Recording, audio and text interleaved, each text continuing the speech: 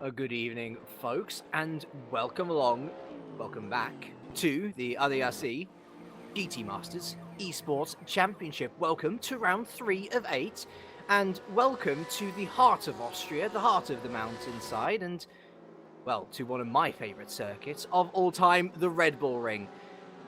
It's a Grand Prix track, yes, but it's also a track for all types of cars, and today we're going to be seeing our GT drivers thrash their cars around in, once again, a 1-hour challenge to see who can come out on top and claim 100 points towards their cause of making it to the live final at the Tuning World Bodensee.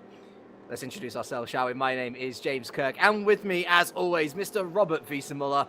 And Rob, we've had a fascinating couple of rounds so far. At round 2 at Autodrom Most, at round 1 at the Oschersleben. We've had 2 different pole sitters. We've had 2 different winners. But the man who's top of the championship leads with 2 podiums. It is a very open championship, and that's just how we like it. Hello everyone, hello James. Yes, it's a very open championship indeed, and it's the fastest track of the season, the Red Bull Ring, coming up today. Exciting racing ahead. As usual, 1 hour of racing today. Let's actually have a look here at the schedule. Just before the start of the qualifying session for 15 minutes. Drivers have time to complete their laps, and then 60-minute race following suit.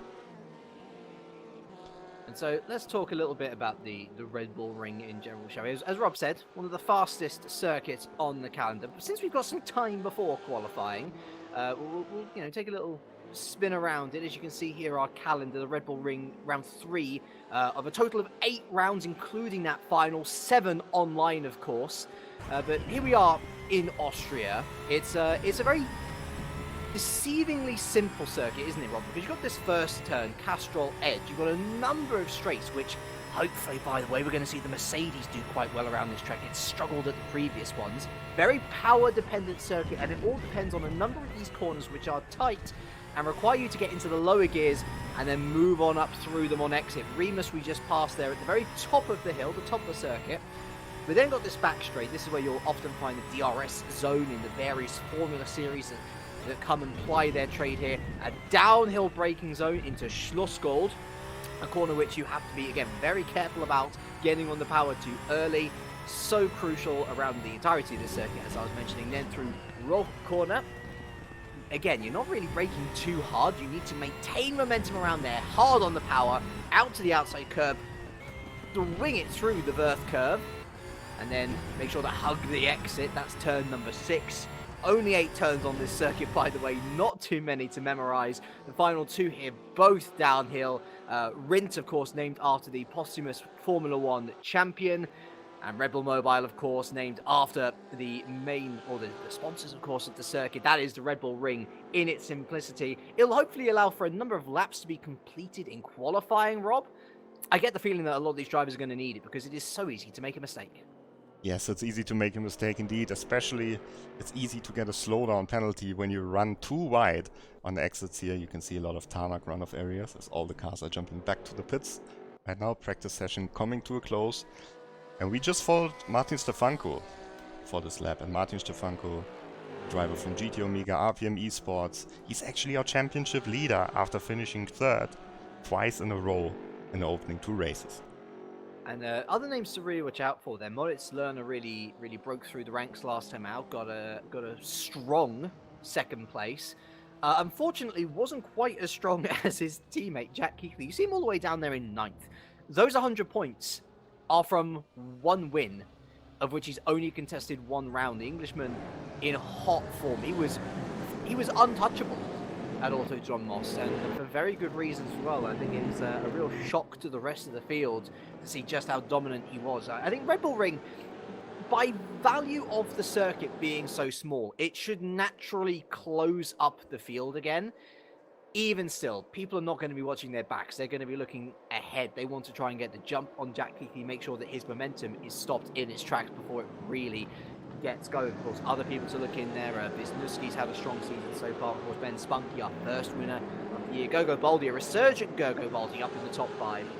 The Hungarian had a pretty poor 2018 in general. He's coming back now with a bit more form. And as we enter qualifying, then let's take a little look at our entry list in general. A lot of the names that, if you've watched the series so far, they are returning names, looking for their second or third rounds by this point. Few new names, of course. We've got the likes of Magnus Smidegård there in P22. One of the guys that I want to point out, Rob, is in a P29 there. This is the order that they finished in pre-qualifying, by the way, if you're not too sure. So good to see Jaroslav Honzik there actually remembering to qualify, which he didn't do last time. But yes, P29.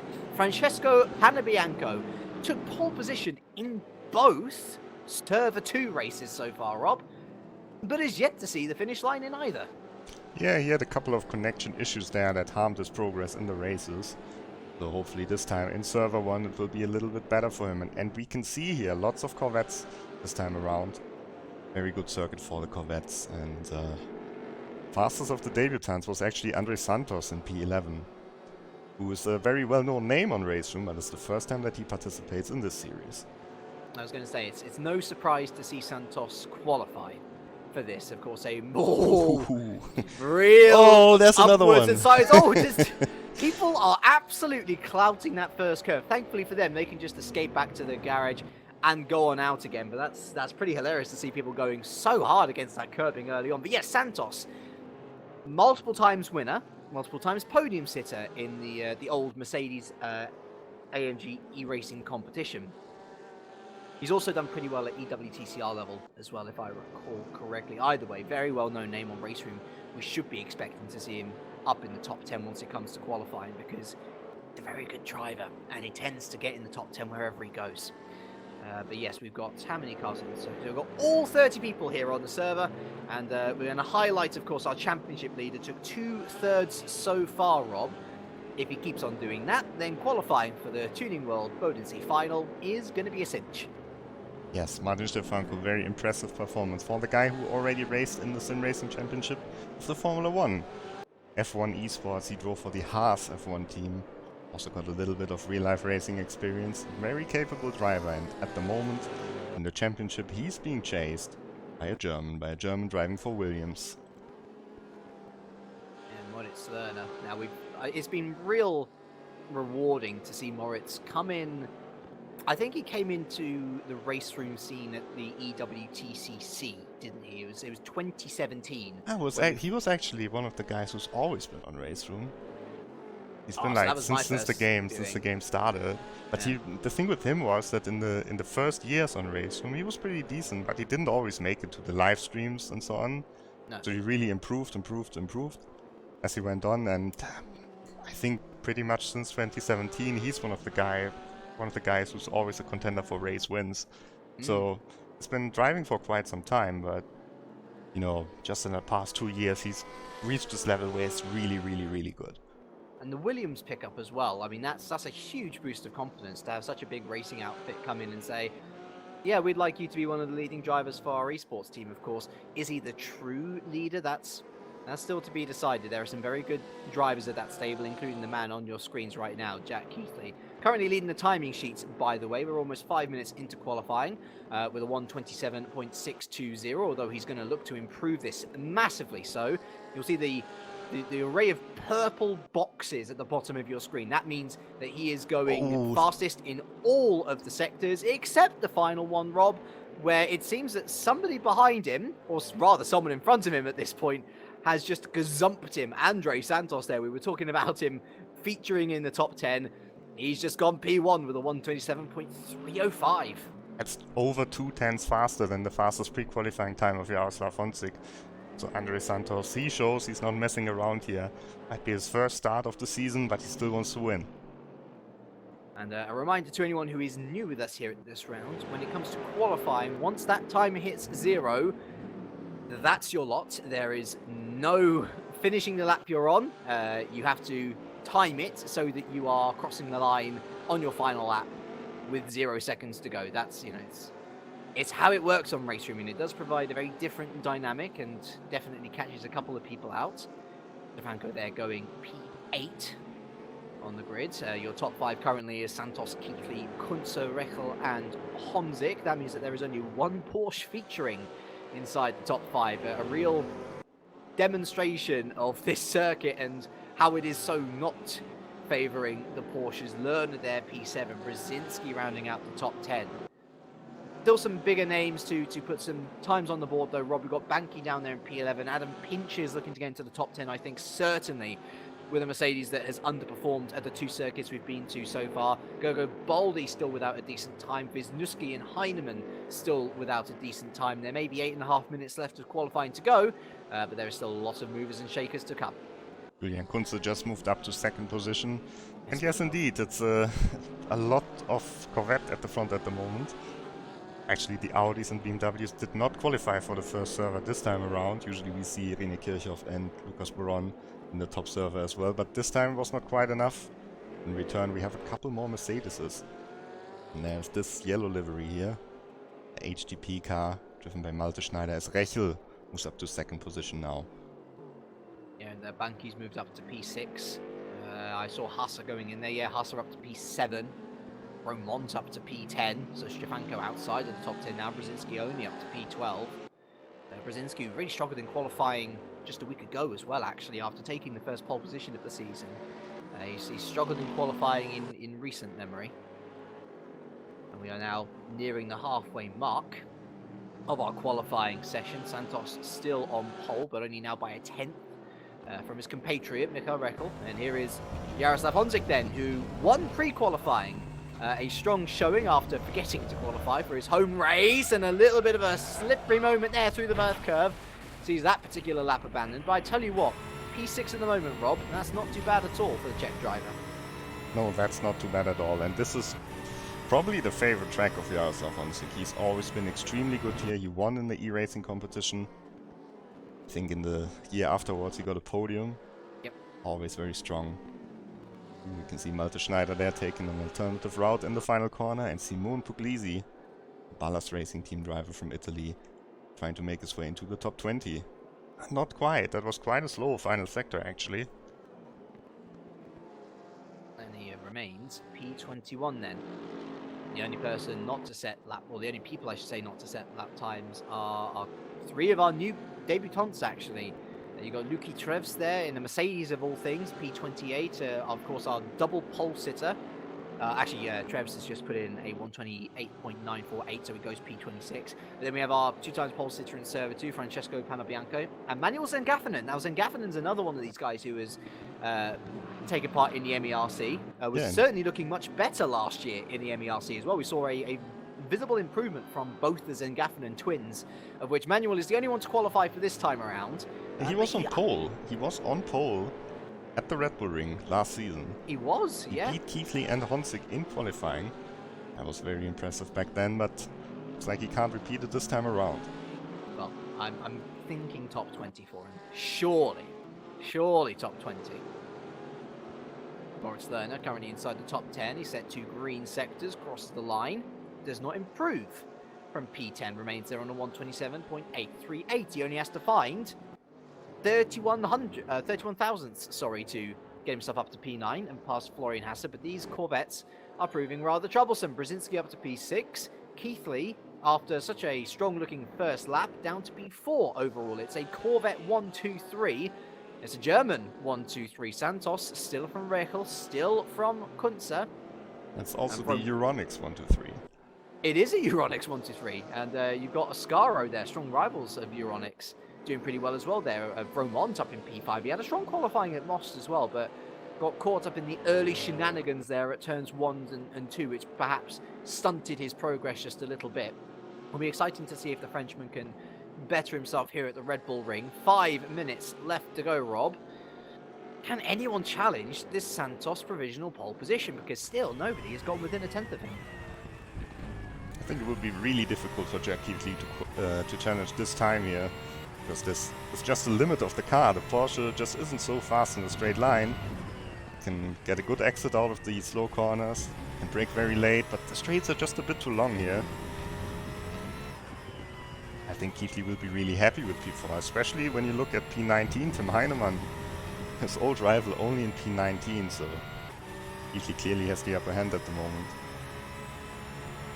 I'm surprised to see Pinches all the way down in P18 as well. I'd be hoping that he'd be looking a bit better as well. Of course, for the ACR Zach Speed team, it's Avid Chronic Racing, that's the sim racing side of it, but they are officially backed by the Zach Speed team that competes in the real life version of this championship, so there'll be a bit of pride on the line, certainly at every event they go to try and make it inside the top 15 at least. You'd expect Pinches, a driver of his quality, to try and make his way inside the top 10. Now that said, Rob, it is such a stacked field. I mean, I'm looking at Stefanko right now, only P12 for a man who's finished on the podium twice this season for our championship leader. It should be mentioned as well, I know there's been a lot of people in the comments saying, oh, you know, is it a bit biased towards the Corvettes and the Porsches? I think we are expecting a balance update sooner rather than later. As who's that who goes? Florian Hasse. It's Hasse there who goes up to P4, so it's now a Corvette 1, 2, 3, 4. But yeah, we are expecting a balance patch sooner rather than later, after which the drivers would be allowed to change cars. So it could make for a very interesting second half of the season, certainly, if it comes in when we're expecting it.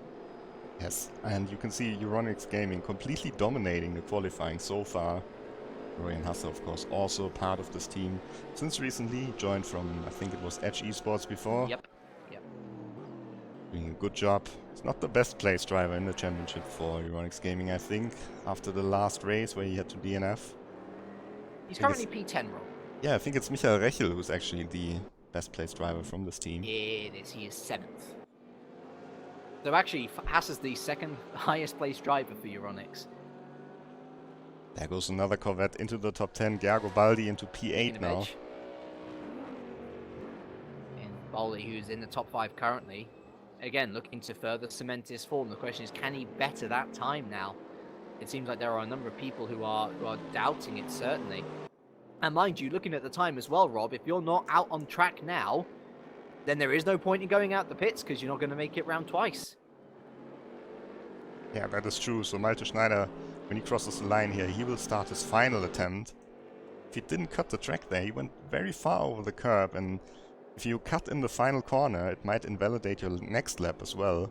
This is done in order to prevent people from going all the way back in the runoff area and starting their lap there to get a better run. Yeah, Malte Schneider P24 at the moment. For his first race in the Division 1, I think he will be happy with this performance. Actually see what Tim Heinemann is doing. He's in the slipstream there of, I think it's Ivanov ahead of him. Up to P15, but still a bit further back than we normally see him. Only P15, and now he's got traffic ahead of him as well. Yeah, now he also went over the curb. There's a lot of people not out on track. Pinch is not out on track. Santos, he's not out on track. He thinks he's done. Here comes Nikodem Wisniewski outside of the top 10. He just about makes his way inside there. Deposes Jaroslav Honzik to make his way into P10. But that's precarious, especially given that you've still got Honzik and Stefanko to come. Wisniewski could be looking outside of the top 10, or could be looking from the outside of the top 10 rather, by the end of this, of which the majority of the top 10, by the way, is in the garage. The only people out on track now is Wisniewski himself, of which he can't complete another lap. Kuntzer and Hasse, this pole position potentially for Andre Santos on his debut in the series, looking better and better by the minute. Let's see if Jaroslav Honzik can do something about it. These sectors are very good. Probably not looking for a pole position, but maybe for top 5, top 6. Comes through mobile as we speak. That's a decent exit as well. That's looking like a real nice lap put together from Jaroslav Honzik. He's going to cross the line from P11 to P8. So Wisniewski is deposed. Honzik makes his way into the top 8. And there are a couple more drivers still coming across the line, but I don't see any purple sectors, Rob. From Julian Kuntzer, I don't see him being able to depose Andre Santos. There is a late improvement there from Ivanov, I think it was. Yeah, up to P12. Yeah, Stefanko, the only one who's still on a green sector, so we will watch his name there in P15. Maybe he jumps up. No, yeah, he can't. He can't finish the lap in time. Qualifying session is over now. Andre Santos then takes pole position. That's a bit of a surprise. I mean, not that he's slow, you know, it's pretty much the opposite. But didn't necessarily expect that, especially on his debut. Maybe we should have had a bit more faith in him. But actually, to be fair, Rob, there's a big question now of can he convert that into a win, though? Because we've seen from Santos before, he is liable to the odd mistake here and there. But from the front, I can't ever recall him having too much trouble if he's leading. Santos, I think he has only won a single official race on RaceRoom. That was in the Mercedes competition at Brands Hatch. And this time he's got his teammates behind him, so we will see how this will develop throughout the race. Yeah, By the way, cars are lining up on the grid. Almost all of them are already there. You can see all the Euronics cars in the same livery there with the number 1. It's a Euronics 1, 2, 3, 4. Will they be in that order? Once we reach the end here, the lights above them illuminate in red and they are out. And we are racing at the Red Bull Ring. And a lot of wheel spin off the line from those Corvettes. You can see dogging through there the Porsche of Jack Keithley. A lightning start, a crash at the beginning there, a Constantina effect. And it's the 2 Corvettes of Santos and Kunze who have bolted clear of the field. Hassaday getting involved with Keithley, who shuffled back down to P5. After looking to maneuver his way up into the top 3 early stages. Through Remus now we go.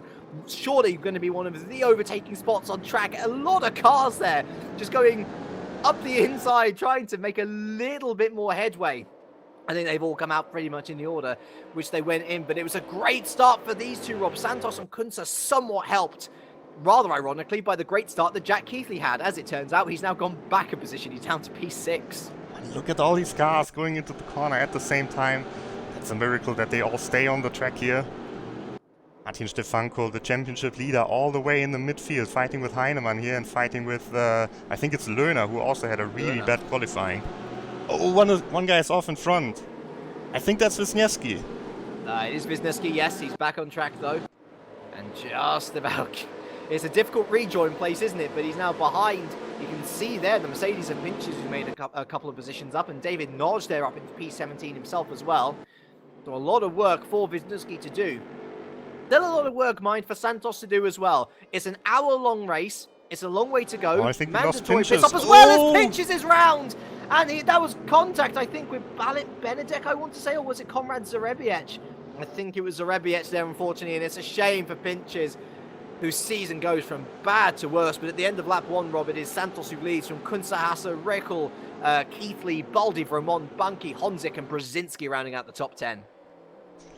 Such a shame for Adam Pinches. Probably the track where he has the best chances with this Mercedes. And now after 1 lap, it's pretty much over for him. So Santos and Kunze leading the field quite comfortably. We're on board now with Jack Keithley. This Porsche is looking a little bit more vulnerable than last time. Let's say that much. Gergo Baldi, who fought with him a lot throughout the EWTCC, less so in the EWTCR. Again, it was very off-color Gergo Baldi in that season, but he is back. He is roaring with these GT machinery. He's looking to go around the outside of Rogue Corner. You're going to need a lot of traction. You're going to need a lot of power to do that. Oh, and that's a naughty tap there from Jack Keithley. Karma served instantly as his car swerved left and right. Baldi gains the position, but it was oh so close to Baldi crashing out the race. Not sure if Keithley can do so much there, because he's got a lot of understeer in these types of corners as he's trying to defend against Romor, but he loses another position here. Trying to go back on the inside. Romor closes the door. He knows what's coming otherwise. Oh, but Keithley has a run now. And all of this helping Gergo Baldi. This is going to be one of those times, Rob, where I actively disagree with you. I think that was naughty. I hope that he keeps his cool here, Jack, because it's a tight entrance into turn 1, and they all do just about manage to get through there. Look at the slew of cars behind them. If you make one mistake, you are going to be gobbled up by the field. And down the second of the main straights on this circuit now, Jack Keithley kind of helpless, really, to defend against this. Benz Bunky looking to go around the outside. Again, contact through that corner is going to open it up. We've got Tim Heinemann, we've got Jaroslav Honzik in there as well. All vying to try and get ahead here. I don't actually see... Oh, no, so Vermont's ahead. It's Honzik who's battling here with the Corvette. Oh, and squeezing up the inside. And through the outside and through all the places, Jack Keithley just about holding on. As you see, Vermont there who's just gotten past. Again, flying his way up the order. It's a very different story, Rob, to Most. Yes, and Keithley's just a sitting duck there on the straight. Oh, crash in the background! I think that's Stefanko, that's the championship leader. Stefanko is our leader, he's out! Stefanko's out. Oh, is he out? Oh, okay, his thing went blank there for a bit. I don't want him to go out, and I think for his own championship's sake, he doesn't want to go out now as well. If you just finish this race, you're scoring points, but it's a big uphill task. He rejoins in P25. This will be difficult for him, especially with the Porsche here, and And see Jack Keithley still the best Porsche, but only in P7, and I think it's just a matter of time until Honzik is going to go past him here. Kirk driver looking to line up in the slipstream here behind Honzik. You've got Bunky, Heinemann, Lerner, Ivanov. They are all in close pursuit. It is then some 2.5 seconds back to Bugizzi. Here goes Honzik up the outside, of Remus corner, and up the inside there is a cheeky looking Ben Spunky, who was hoping that Honzik might go a little bit wide there. Honzik got a slow down penalty, and he's going to gain the position for free here, Bunky, as is a load of other drivers. Honzik is shuffled to the very back of this pack. He's back to P12, and so now the attacking emphasis is on Ben Spunky, and I would not want to be Bence in this particular situation, Rob, because you're in between two of the most volatile drivers on track. Battles also in the midfield here, Luki Trevs. In the car of the green mirrors there, and it's Malte Schneider, who's also been off on the inside. Oh, nice move. On the outside from Trevs, he's up to P20. I should apologise, by the way, it's not Heinemann behind Bunky by this point, it's actually Moritz Lerner, Jack Keithley's teammate. What happened to Heinemann? He must have I picked don't up a know. slowdown as well. Yeah, he's down to P13. I thought it was Heinemann behind him, but oh, there's been further mixings and match-ins. It's Honzik, going through the inside of the last corner there on Roman Ivanov. That's a great little move that we've caught the end of. He's back up to P10. Ivanov couldn't do much there, but it's very much separated this train of 5 now. We have Moritz Lerner on his own. You have the 2 behind him and the 2 in front of him. Moritz Lerner, after that qualifying session, actually had a pretty good race so far. Gained a lot of places up to P9. Though I'd say he hasn't really done too much natural overtaking, Rob. He's really capitalised on people crashing themselves. And looking at Wisniewski here, poor old Wisniewski and Stefanko have got such a long ladder to climb. You can actually see Stefanko there going through on the inside of who is Mariusz Dreising there. So Stefanko has gained position up to P24. And Wisniewski has got big damage there. Here. Yeah. Going around the outside of Schloss Gold. These guys who we usually see up at the front battling over spoils, P22 here. And that's a nice little cutback from Martin Stefanko, who will be looking to complete the move around the outside of Roch corner. On the inside, Wisniewski will try and hold on to no avail. Stefanko's just gained 2 positions in the space of 2 corners. I think for Wisniewski, he really has to come to the pits with this car. Maybe he's waiting for the pit window to open. And of course we also have the strategic element coming up as well. Maybe at this track, maybe it makes sense to only change 2 tires. Yeah, because it's not exactly the most tire damaging, is it? As up the inside, he's going to throw it up there. Ben Spunky saw his opportunity. Of course, these 2 ex-teammates, they used to both be at ACR. They've both moved on to pastures new. No love lost between the 2, and Ben Spunky, that was a very late but strong and confident maneuver that sees him up into P7. Yeah, and I think it's good for Keithley if he can just stay with Bunky for a moment, follow him here and try to get a gap to Lerner and Honzik. It was a poor exit from Bunky as well, so he's actually going to drag Keithley along more than he would have wanted. Is Keithley going to go for a late maneuver? No, he knows better than that, so Bunky's going to stay in P7 for now, and you rightly said it, Rob. They've got to watch out for Lerner and Honzik behind, and certainly for Lerner, I do wonder whether he's going to be playing rear gunner once again, try and keep Honzik behind for the sake of Keithley's championship charge. Heinemann looking to move his way up further in P13, but he has no real opportunity to attack, does he? Because he's got a triple threat of Corvette behind him. And, I mean, he can see Puglisi up the road. You can see that, if he was given the opportunity, he could probably catch him. But every other corner, he's looking to defend off those 3. It's not fun to be in a Porsche at this track here. Oh, but we have to go to the front, actually, because Michael Rechel gained a lot of time on Florian Hasse. He has, and that was a mistake on the exit of turn 1 from Hasse. This could allow Rechel a little look up the outside. You can see Hasse committing to his line early. Rechel is going to brake on the curbing. Very difficult to go around the outside here unless you've got a lot of overspeed to brake just that little bit later. On this occasion, Hasse stays in P3. We're looking at P9 and P10 here. Honzik was ahead on the straight, but the late braking zone from Modest Learner keeps him ahead, although that's a great bit of traction off Remus from Jaroslav Honzik, who once again goes ahead on the straight. And look at the power of that Corvette.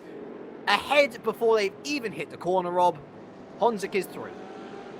Nothing that Lerner can do here on the straights to defend against Jaroslav Honzik. And it's such a change from the last race, because we saw absolute Porsche domination at Most on the previous track. I mean, the Corvettes were close in qualifying, but then in the race was actually 3 Porsches on the podium. So this is completely different this time around. Yeah, but I do not want to be a Porsche driver here, because of course we've learned in the last couple of weeks, of course, that Porsches, the more fuel that goes out the tank, the less of an advantage they actually gain in comparison to their Corvette rivals. I think the only chance for the Porsches to even... Oh, and that's a massive mistake! Is that Puglisi ahead? Yes, it is. Puglisi with a massive tank slapper out the final corner. Does well to save it, actually. He comes back on the track in P16, but that is a free position from Heinemann. Actually, fair play to Heinemann as well. He was right behind that. Excellent avoiding action. Gains a position out of it. But as I was saying, I think the only chance that these Porsches even have a chance of a top 5 run is if they change 2 tyres, and they need the Corvettes to change 4 tyres, because quite frankly, they're looking dominant. Heinemann, under all sorts of pressure from David Noj, holds on just for now. Problem with this strategy is, of course, that usually you would say you change 2 tires and you gain track position, and then it's hard for the other cars to overtake you because you're in front of them. But on this track, I think there's nothing you can do, especially if you have 2 tires. So at the end of the day, I think it's mostly a battle to survive for the Porsches here. Try to stay out of trouble. Don't repeat what Wisniewski did, who's now running in last position at the moment. And just try to get as many points as possible, or use this as a drop score, because there's 1 drop score in this championship. Yeah, welcome to AMC's The Walking Porsche, where people are trying to, or where these poor drivers are trying to survive a race in which their car is most certainly second best. They do look like the dead reanimated at the moment, just a snail's pace in comparison to these Corvettes, who are absolutely bossing the race so far. You can see it in the top 10. There are 2 Porsches, there are 8 Corvettes. They are absolutely dominating affairs here. And this is we've not even reached the 15-minute mark. And let's check back in and up at the front, shall we? Because it looks to me, Rob, like Kunze is perhaps drawing Santos in a little bit. The gap's come down to half a second. Yes, and it's been a long time since Julian Kunze has won a race on RaceRoom. Back in the day, he was known to be the most successful driver, or at least the fastest driver on the leaderboards. There was one Mercedes e-racing season before we even did the multiplayer races, when it was just time attack, where he won every single time attack.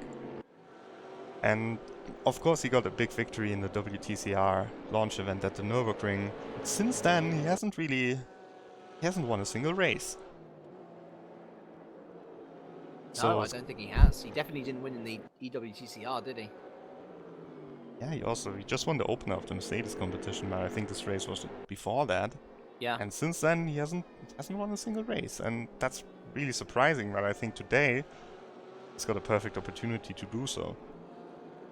Of course, not to say that Kunze's been doing particularly badly. It's just he's actually been more like the guy ahead of him, Santos, who's consistently up at the front of the field, but doesn't have that cutting pace. There's been a change of position further back. I think it's Romont. He's gotten past Gergo Baldi there for P5 and P6, and they're going to go side by side up to Rima's corner. But I think Romont's just about got the strength on exit there. Yes, he does. And so Baldi's going to move to the outside. Or is it Baldi through? We were looking at the wrong car. Same livery. It's hard to see the difference between the two, but Baldi's back through into P5. Yeah, and Alexandre Romont, pretty much for the first time in this series, the lead Oscaro driver here. 8 on the brakes. Nice attempt. But good awareness from Baldi. Gave him enough space on the inside and actually used that position on track to his advantage. A great exit out of Schloss Gold, and he's ahead for another lap at least. Kunze only within 200ths of Andre Santos. So close. I think we have to keep our eyes on this battle, Rob. because it could spark up at any moment.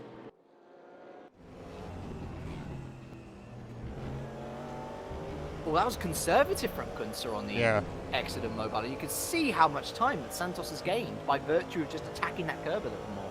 Well, we saw all these cars flipping in the practice session. Very wide entry here from Kunze. Is it perhaps the dirty air affecting him? Yeah, it could be, but makes sense. I think he's just playing it safe as well as the pit window opens right in this moment. He's already 5 seconds ahead of Hasse. Yeah, I mean, these two are well clear, aren't they? It's a very similar story to what we saw at Most, where you have two teammates flying off into the distance. Oh, and again, this Baldi-Vromont battle comes to contact, and it's a good attempt again by Vromont, getting closer, but Baldi remains ahead for now. And into the pits already comes Martin Stefanko. He is choosing to make the most of it. You can see a lot of the cars with damage as well coming in. That makes a lot of sense to me, Rob. Get this pit stop out the way. Make sure that your make sure that the next 3/4 of your race is at least as competitive as possible. Looked like a pretty short pit stop from Stefanko, so we will see. I think that's a 2-tire stop. Yeah, I think so as well. And why, like, especially on this track, Rob, there is nothing to lose, I don't think. You're going to have the least difference between your rears and your fronts. You're going to have the quicker pit stop. Stefanko in particular didn't have any damage to repair as well. Yeah, I think it makes perfect sense for him. Yeah. Oh, Honzik and Keithley. Not around the outside of Ridge. Surely not. Keithley's coming into the pit. pit. And I think Keithley will do the same thing as Stefanko. We will see. Yeah. It's the mother of all undercuts. That's the only hope that these guys have, I think, Rob. And if you pit now as well, then you don't have to deal with as much traffic, in theory, as you would later in the race. We'll see where Keithley comes out. The thing is with Keithley, I'm not sure. For Stefanko, it obviously makes sense because he's so far back, but Keithley was still comfortable in the top 10. Would be a risk against Lerner, against Ivanov, against drivers like Nandori. It is much more of a risk for Keithley. You're absolutely right. I'm surprised that he's pitted this early. I would have expected him to come in around maybe the 30-minute mark. He's changing all 4 tyres, though. That much is for sure. And actually, Stefanko, who's coming up here at a rate of knots, could Stefanko jump Keithley at this point? There you can see on your screens Martin Stefanko. Keithley is going to come out ahead of him but that is a lot of time that Stefanko has gained in the pits there. Probably 10, 15 seconds or so. Yeah, so now we can also see the effect of the 2 tires compared to 4 tires perfectly, because we will see the gap opening up between Keithley and Stefanko over time here. And I guess we will monitor both of these guys as well. Yeah. At least Stefanko knows Keithley came in from outside, or from inside the top 10, sorry. So Stefanko himself knows how close to the top 10 he now is, although he seems to... Oh, I was going mad. I thought we were looking at Keithley. I was looking in the background for Stefanko. I was scared, Rob. We were looking at Stefanko all along. This commentator has not had his coffee in the morning. You can tell that, certainly. He'll know that he is closer to the top 10 than he was before he spun. So it's just more hope than anything now that his tyres last the rest of the race and he doesn't become too uncompetitive.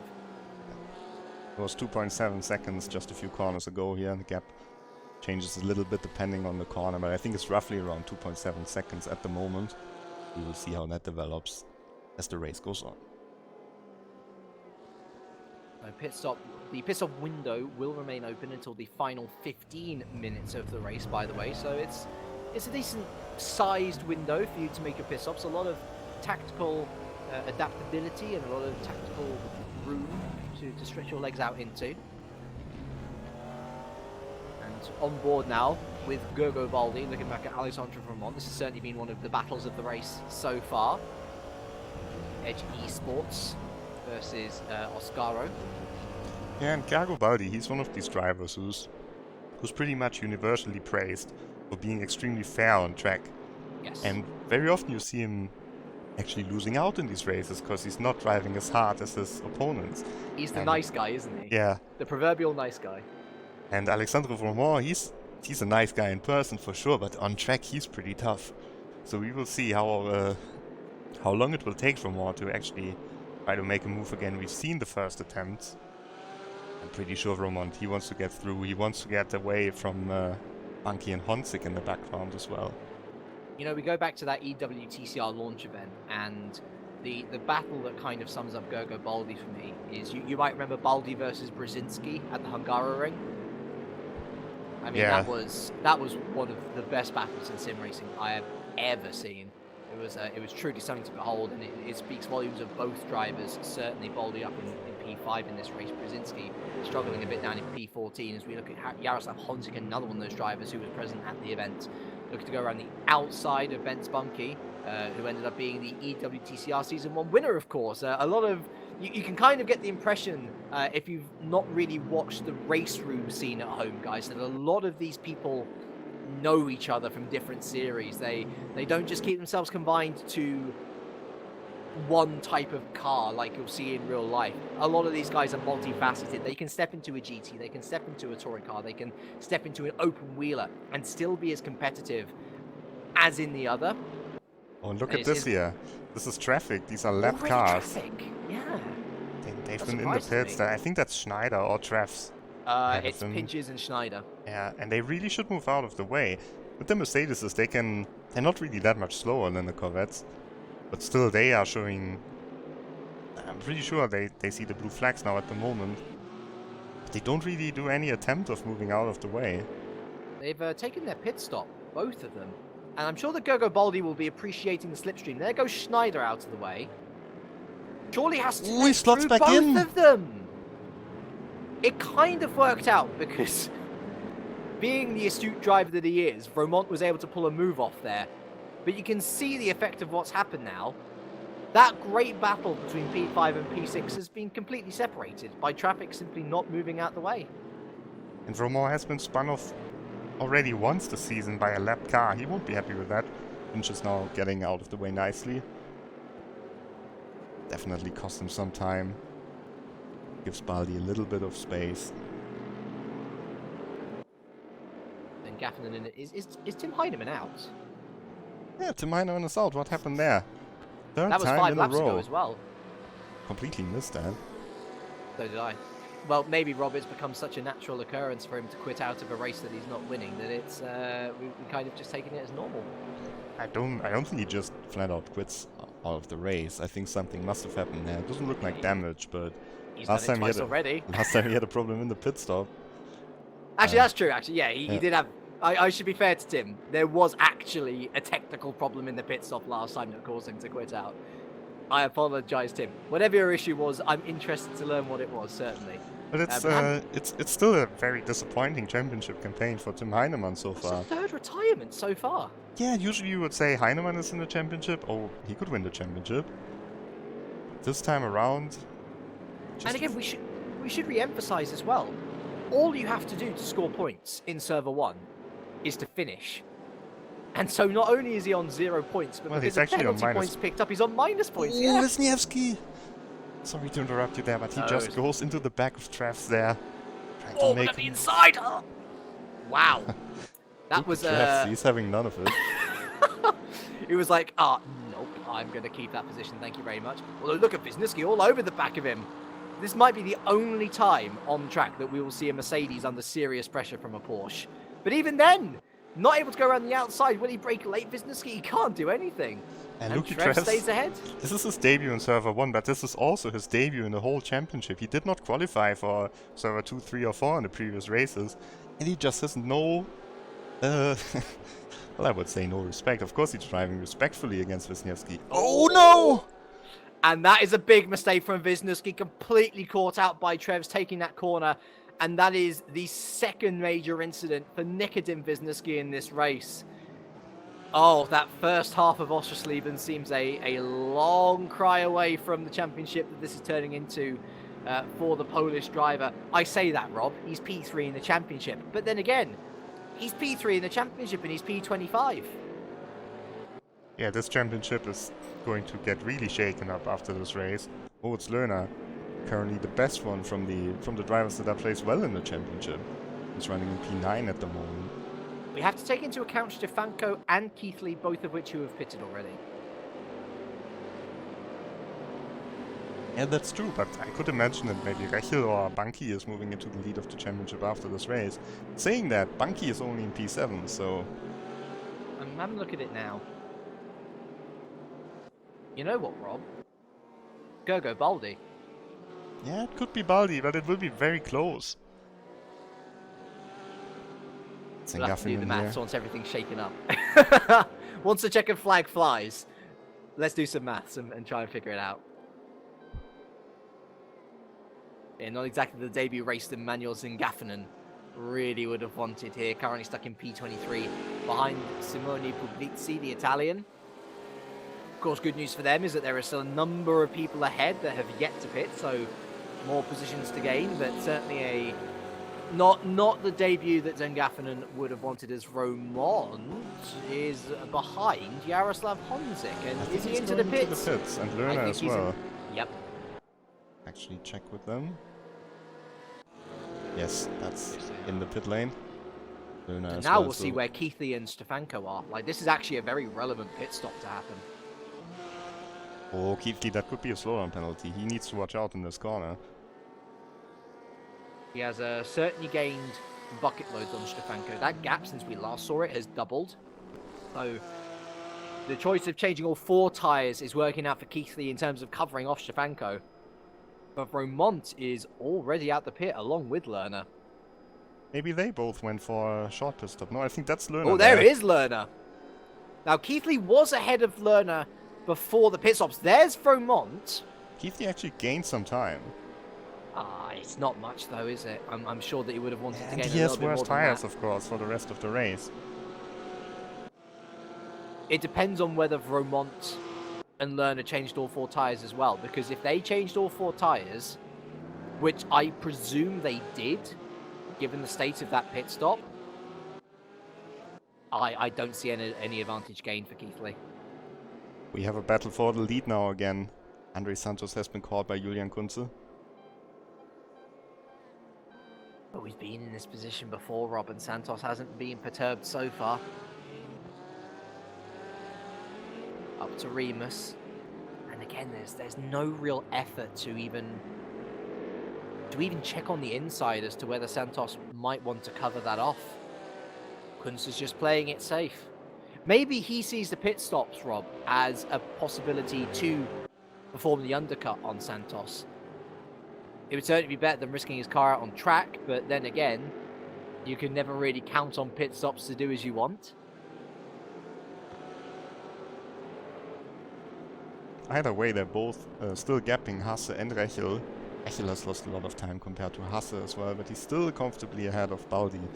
I don't know what the Euronics drivers found here in the setup, but they are so much quicker than all the other Corvettes actually in this race, and that hasn't been the case so far. Because Bunky was always on the same pace or even faster. Bunky's won already. there's your reasoning for why other Corvettes were faster. Bunky won the first race of the season, and in fine fashion as well. If you've not watched round 1, you should really watch round 1 after you've watched this, because it is a fascinating and thrilling race. But now he's under pressure by Jaroslav Honzik in this race here, and hasn't really managed to close the gap to Baldi. Maybe a little bit, but not so much. Ooh, Baldi into the pits, maybe? Yes, Baldi in the pits now. Yeah. That Maybe means, looking to get the jump on Rechel here. yeah, so jump to Alexandre Romont to see where Baldi is going to come out of the pits. Ivanov is in the pits as well. Romont is... I'm considering where Keithley was on track in comparison to Lerner coming out of the pits, along with Romont, actually. And I'm pretty sure that Baldi was in the pits before... I don't know what I'm saying. Romont was further behind than where Keithley was, same time last lap. Where is Baldi? He's coming out already, from what I see on my pictures. And There he's is moving Romont. again, but let's see if he can actually get his car out in front of Romont. We don't see him here in the pit lane exit, so Yeah, he's so probably already he's out. out already. There he is. Yep. And so all of these pitters are just coming back out in the order which they came in.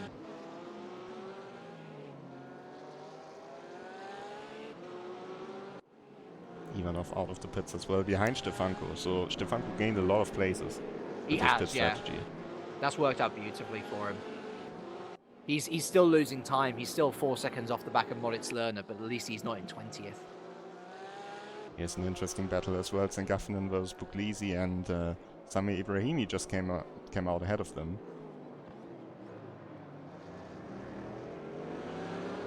And Bianco and Benedek fighting ahead of them too. Oh, that's a mistake by Puglisi. That's going to allow Sengaffinen through. Nice and simple. Looks like... Oh, Puglisi's out. Puglisi's just given up, it seems. And into the pits comes Jaroslav Honzik and David Noj. Yeah, another 2 to come in. That'll leave 9 left to pit. Back on the Romor cam. I think Romor should have Honzik easily here. He's caught up to Baldy a little bit, hasn't he? Pace is looking good on pit exit. Or after his pit stop, I should say, rather. Yeah, he's looking really, really quick. I think it's Wisniewski in front of them, but he's already a lap down. Yeah. Let's see, yeah, those 2 clear. So where's Honzik? He's behind Stefanko. He lost a lot of time there. He's going to be behind Ivanov? Yeah. Nope. No, he's ahead of Ivanov. Just ahead of behind Ivanov. Stefanko. Wow. He has lost a lot of time. He was definitely ahead of Keithley and Lerner. Oh, and at the front, Euronics drivers are in the pits now. Oh, they're both in at the same time. Oh, oh, they are both in at the same time. Hasse goes round again. You wonder if Santos dived into the pits first, if Kunze did he just covered him off straight away. Wanted to jump to the other car here so you can see them both. Shaking a little bit though at the moment as they're changing the tires, the imaginary pit crew. Echel in the pits as well, Brzezinski in the pits. But the only person left to pit will be it'll be Hasse, the last person to pit then. Which actually is a very similar story to what we've seen from Hasse so far. Oh, wow! Oh, he's got him! Look at that drive out from the pit box. Kunze is going to be side by side, but unfortunately, due to the pit lane exit's nature, that great drive off the pit stop is unrewarded. And Andre Santos, suffering a bit of a scare there, will remain in net P1. It is just Florian Hasse and Ben Spunky left to pit now. Oh. And battle resumes, Rob. Battle resumes. Just looking a little bit further back is Brzezinski losing a lot of positions now, but he just took his pit stop. And behind Marius 30 and David Notch. Oh boy, oh boy. Staying ahead of Nandori. Another disappointing day at the office for Kuba Brzezinski. And so, we're just awaiting Hasse and Bunky before we can get full confirmation of how things stand after the pit stop phase. And still, Vermont is looking a lot stronger out the pits. Although that said, I'd be a little bit frustrated if I was Gergo Baldi, because surely Wisniewski should be moving out the way here. He's a back marker. Yeah, and they're not so far behind Rechel anymore. The car in the foreground there, that's Rechel, and that's a fight for position. I'm just wondering what Wisniewski is doing here. Now he's letting him through. There you go. Oh, is he gonna let Romor through as well? Oh, this is so naughty. It's a problem that we see all too often as well, Rob. If you're used to being someone who drives at the front, you seem to completely neglect your duty if you do end up being a back marker. And look, now he's costing Romor time because Romor is not in the slipstream of Baldi on the straight. I mean, look how much that gap has opened up. It's opened up by probably 0.5 to a second. All because of Wisniewski not backmarking properly. I mean, it was also only that close because of Wisniewski doing his thing. Yeah. Because Baldi lost a bit of time before. But still, it's a bit disappointing. Especially after this race. This is certainly gonna be Wisniewski's drop score. And still Hasse and Bunky are going around again, Rob. I wonder. Me wonders if they're going to try and pull off the Ossersleben strategy again. Yeah, Hasse was the last one to pit there. Like, wait until the last 20 minutes of the race where there's 5 minutes left of the pit window open. And then make their move into the pits then. And just absolutely floor it for the final 15 minutes. It works for them. They ended up finishing 1-2. Both in the pits now. They're both in now. Okay. Just a little bit earlier than we were expecting. Still 10 minutes left of the pit window open. But obviously not wanting to lose too much. Around the final corner then come Santos and Kunze. I think they will both jump in. The question is, they get out in front of Rechel, and I think Roy and Hasse should get out in front of Rechel easily here. It's already going again. See where Rechel is. Dragging Baldi along with him though. The Rechel up out into P4. There's Bunky. Yeah. And Bunky comes out I think well he's behind back. Lerner. Oh, it's Oh, going this to be could be close on close. exit here. I think just by value of the Corvette having the grunt on exit, he might be able to keep Lerner behind you. You can see Lerner's just about got the advantage now. Oh, and he's cut across him instantly. Nothing Bunky could do there. To the outside, Bunky will go to try and run his way around the outside of Remus. Tries to get the cutback here. Got a better exit. Will follow this battle down towards Schloss Gold. For now, it's great for Lerner. He's gained something, as has Keithley in general. Those two now P8 and P7 respectively. And Lerner does stay ahead, so it was fine margins, Rob. But the two Williams boys have done pretty well there in their pit stops, I'd say. Yes, and Bunky will be very unhappy with that, because he has probably the fastest car now on track together with Hasse. He can't really use it. He has to get past both of the Porsches. And also, let's have a shout out for Martin Stefanko, by the way. After that pit stop, he's now P11, where he came in from P20 around that area. And not only that, but he's only a second behind Jaroslav Honzik. Now, we are expecting him to fall off the pace from here, Rob. But either way, he's put himself in the best position to at least defend some good points. Well, he's now around 10 seconds behind Keithley, so he's lost actually a lot of ground already.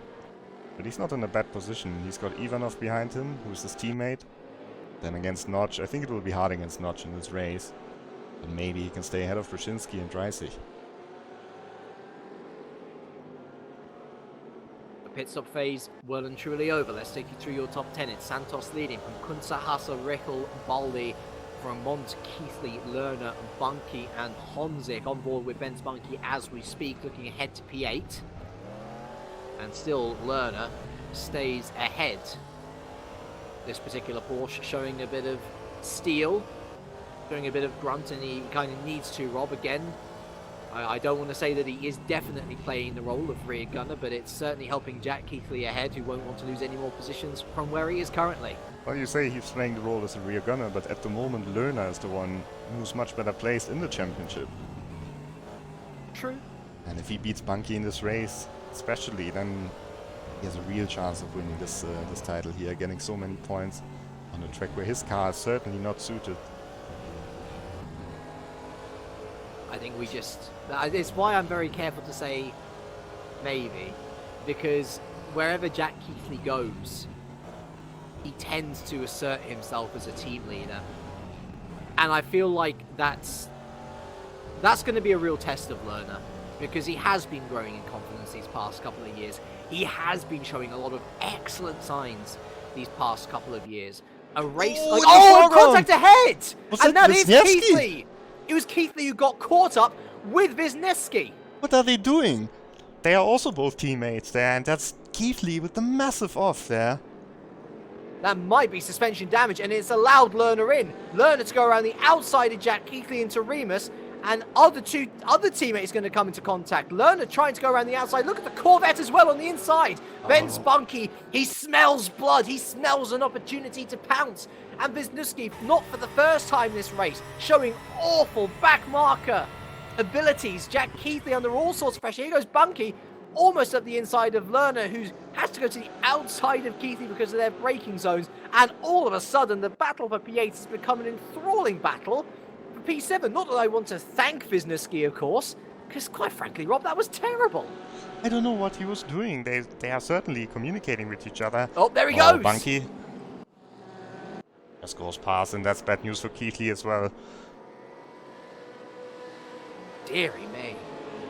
Just checking back if it's really Wisniewski. Yeah, it is. I caught it. I mean, Jack Keithley, all he had to do was go around the outside of him. But Wisniewski just didn't give up the position. That's astonishingly bad. And their teammates. Yeah, I mean, if you're wondering, they all have the same livery. Okay, that's half of the grid here today. But they're actually teammates in the Williams Esports team. And so far, we've seen perfect teamwork from them. This is maybe the first sign of an inter-team rivalry, and it comes in a very weird form. Rivalry or stupidity, Rob. Yeah, I call it rivalry if you're it's a rivalry if you're on track fighting for a position together. Wisniewski's a back marker. This blue flag situation as Roman Ivanov there, speaking of championship connotations, tries to go through on Stefanko. That's a haphazard exit, but he's managed to get away with it, and I do wonder whether Stefanko's now just thinking, tyre situation. Don't think it's too good right now, especially since he only made a 2-tyre stop, of course. Roman Ivanov through into P11, Stefanko down to P12. That could very quickly become P13 with David Noj so close. And I tend to agree with you, Rob. I think it's going to be Brzezinski who Stefanko's real battle's going to be with. Yeah, David Noj very fast at the moment on track. Oh, look here. Change for the lead. Change for the lead. And Julian Kunz is through. And that looked like he let him through. That, to me, tells me that there was a mistake at the final turn, Rob. Maybe a slowdown penalty on the straight for Santos. Or maybe he just let him go. That was very odd indeed to pass at this point. So in the most unsuspecting way, Julian Kunz takes the lead of the race. Santos is still there, though. And with the better part of 19 minutes left, race win is very still much open. Vince Bunky, oh, he's going to throw it up the inside of Jack Keithley, mounts the inside curb at Remus. And he's still been able to get good traction. He gets into the slipstream now of the Brit. Watching now from Lerner here. See if Bunky's moving to the inside. Yes, indeed he is. Under braking, the Porsche is still pretty strong. Goes for it anyway. Ooh, bit of contact. But that was a good pass. That's a beautiful move. He waited to see whether the door was open. It was. And he barged on right through it. And now Keithley looking to defend off Moritz Lerner, who goes fully around the outside of Rock Corner. The three Williams boys. You can see Wisniewski there still holding on to the back of these two. Important to note, he is not part of this battle, though. It is purely Lerner versus Keithley at this point. As I would imagine, Bunky now only looking ahead, although it's a 6-second gap to Romont, a lot of time to gain.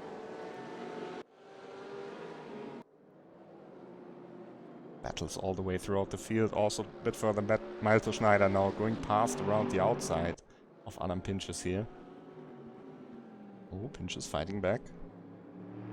This has got to be the disappointment of the race, surely, Rob. I noticed that we've got other people out. We've got Trevs out.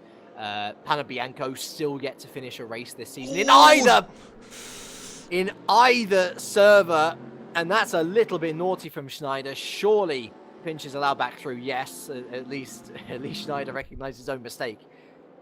But we were expecting so much from this Mercedes AMG car at the Red Bull Ring. Certainly in the hands of Adam Pinches. P21 and P22. In fact, the top Mercedes is our rookie Smedergaard, who's up in P19. Yeah, he's having a nice quiet race here. Yeah, the Mercedes drivers, they can't wait for the BOP update. Mercedes is certainly one of the cars that will be affected.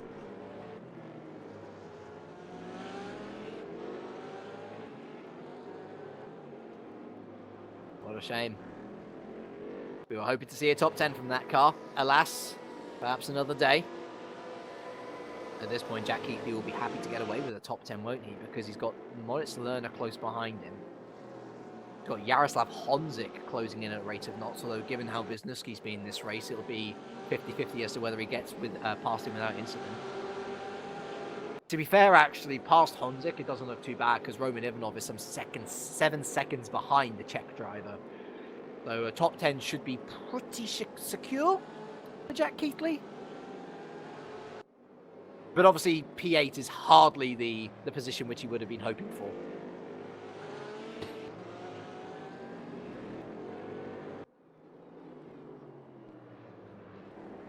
And back up to the front here then, you can still see it is as close as ever. But Kunz is now in the driving seat, Robin, with 15 minutes left. It's up to Santos to find a response.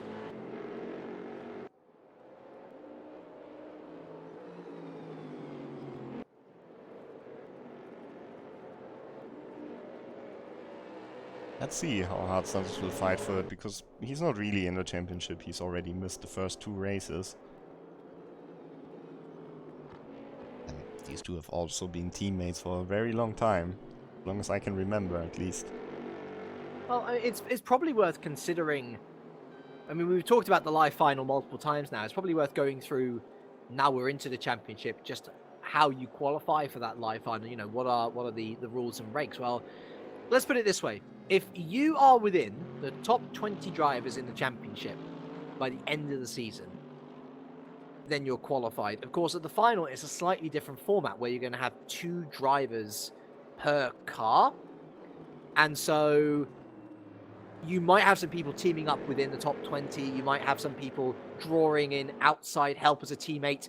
You are effectively looking to bank your slot at the Tuning World Bodensee through this online championship.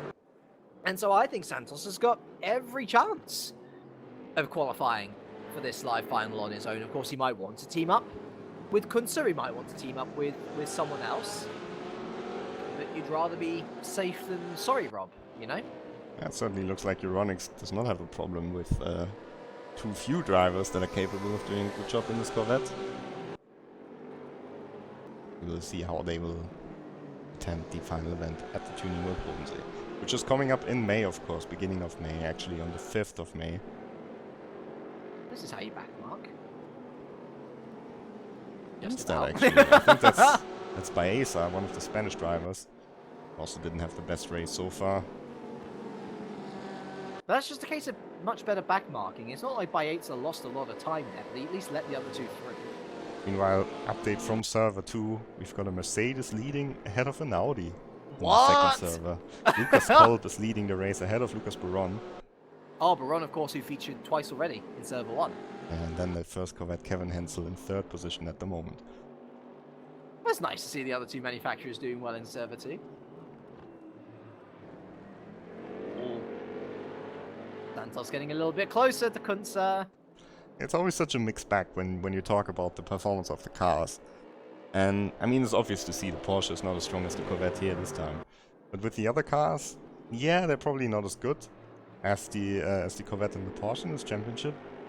But also there isn't really Julian Kunze sitting in an Audi or in a Mercedes at the moment. It's all about driver. I mean, driver performance is such a big factor in this as well, because I guarantee you, if you were to put a Kunze or a Santos in an Audi or a Mercedes, they'd be top 10, surely. It's hard to say, and you know, it just really makes it hard to say because you can't really accurately judge this. Yeah. Normally I would say Pinchas, he's a driver who would get into the top 10 as well, but he's not someone who's really winning races. At least he hasn't won a race so far. I don't think he's gotten a podium in one of the official RaceRoom leagues. So it's just hard to say how big the effect of the driver is, the effect of the car, and also how to really balance it out at the end of the day. Because you don't want to make the Mercedes too fast and then everyone switches to the Mercedes, and yeah, just the other way around. Yeah, what we need is like an official RaceRoom broadcast test driver, Rob. But they struggle with it in the real championships as well. Yeah. I'm pretty sure when you walk through the GT Masters paddock and you ask all the teams, do you think your car has a good BOP? They'll all give you a different answer. Well, the answer is always no, but they will all give you a different car than SOP at the moment. Yeah.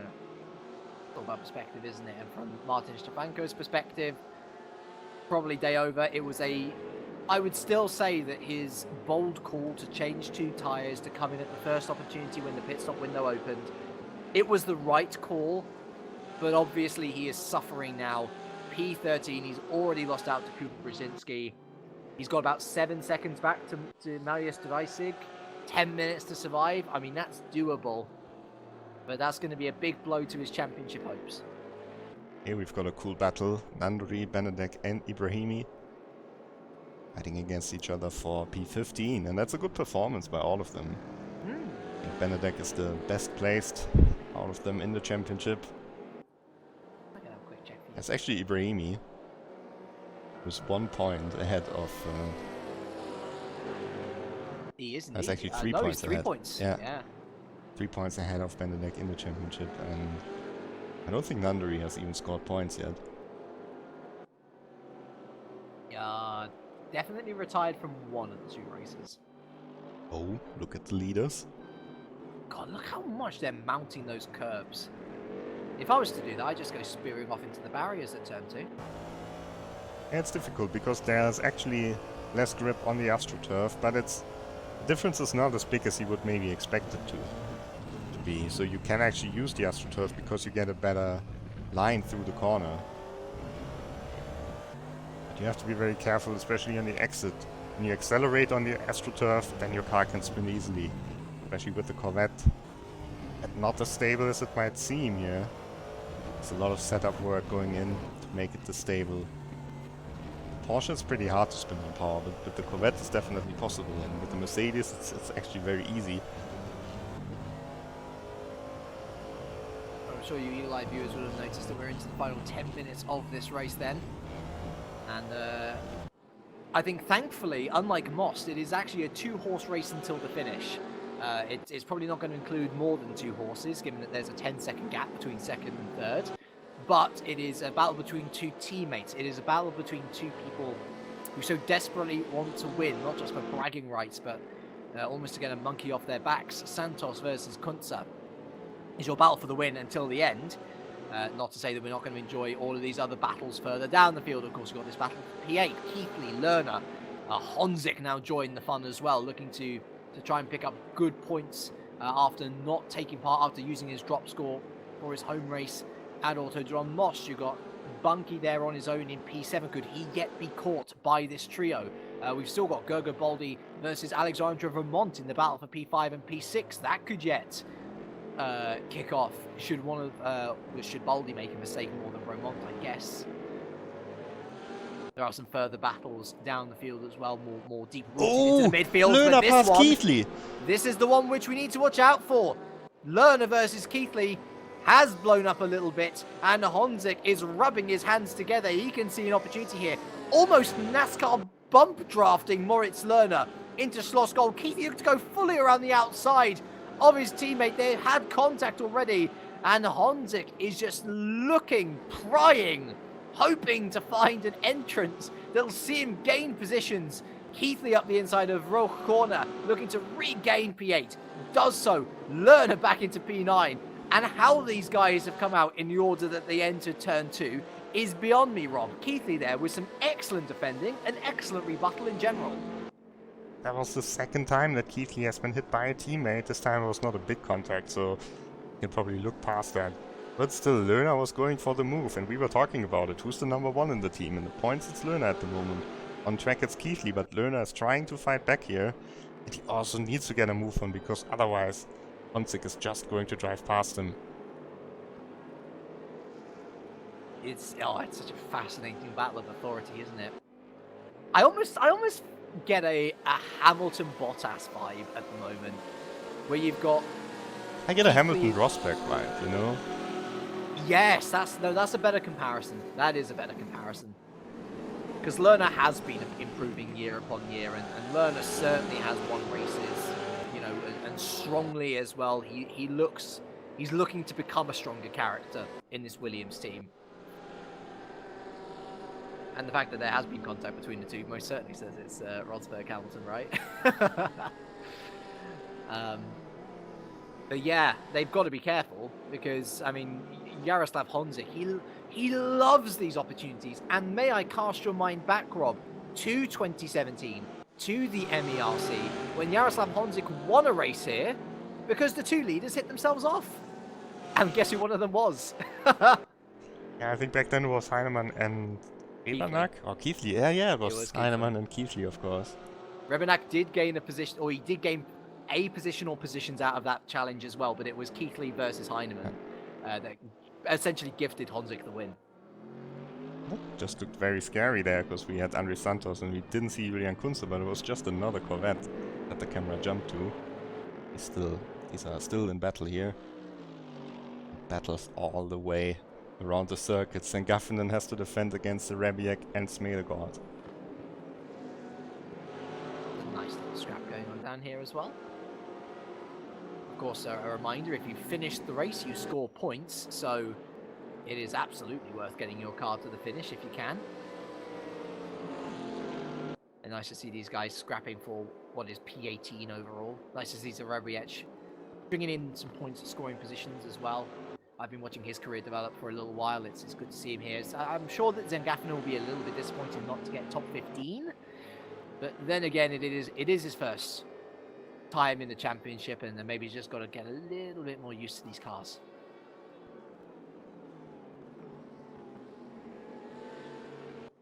Yeah, it's also the setup, of course. You need to learn a lot about the setup, what works, what doesn't, and it just takes a little bit of time. Andori now has to defend against Benedek as well. We just jump back to the Rebiek as he's going for the move around the outside. Oh, and we have to go to Santos here, because he's going for the move now. Santos has the inside. It's late braking from Kunze there on the outside, but I think this is surely going to be it. He's got to try and run his way all around the outside of Remus. Santos has the position. I'm wondering whether Kunze got a better exit though, Rob. I think he might have. No, look at that. Santos pulling ahead on the straight, and Santos, with 4 minutes left of this race, has retaken the lead. That's a great time to do it. And that came a bit unexpected for us, I think. Once again, Andre Santos in the lead. He's flashing his lights. I'm not sure if he's signaling, you know, that was fair or that was the opposite. It looked like no contact. Looked pretty fair to me. Showing off for the cameras.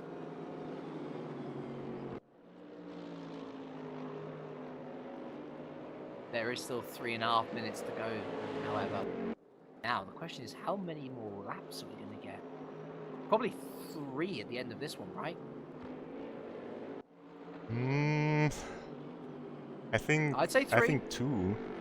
No, because it's 1 minute 27 laps. Oh yeah, so you're right. fastest. You're right. So I would, yeah, probably 3. So 3, yes. Well, there has been a change in position further down. Benedek's just got past Nandari, there you go. Yeah, and Lerner got past Keithley. And Lerner has passed Keithley. You're absolutely right.